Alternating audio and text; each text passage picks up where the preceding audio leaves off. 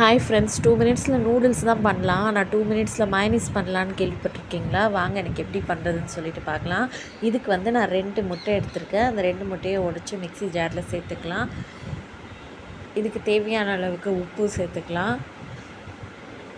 இதுக்கு தேவையான அளவுக்கு சுகர் சேர்த்துக்கலாம். ஒயிட் சுகர் வேணாலும் சேர்த்துக்கலாம். நான் இங்கே வந்து ப்ரௌன் சுகர் தான் சேர்த்துக்கிறேன். இதில் வந்து ஒரு 4 பெரிய பல்ல அளவுக்கு பூண்டு உரித்து போட்டுக்கிறேன்.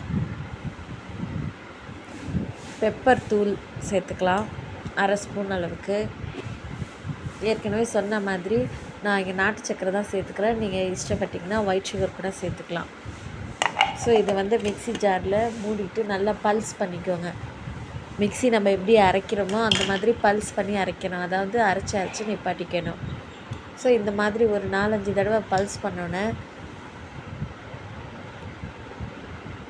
1/4 கப் அளவுக்கு எண்ணெய், எந்த எண்ணெய் வேணாலும் சேர்த்துக்கலாம். நல்லெண்ணெய் தவிர வேறு எந்த எண்ணெய் வேணாலும் சேர்த்துக்கலாம். இப்போ வந்து பாதி மூடி அளவுக்கு எலுமிச்சம்பழம் சேர்த்துக்கலாம். நம்ம முதல் தடவை எப்படி பல்ஸ் பண்ணமோ அதே மாதிரி இதையும் வந்து நல்லா பல்ஸ் பண்ணிக்கணும்.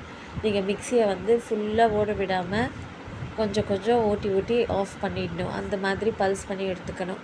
ஸோ இங்கே வந்து உங்களுக்கு பச்சை எக்கு வந்து விருப்பம் இல்லை அப்படின்னு நினச்சிங்கன்னா நீங்கள் வந்து முட்டையை வந்து பாயில்டு எக்கு, அதாவது பாயில் பண்ணி கூட போட்டுக்கலாம்.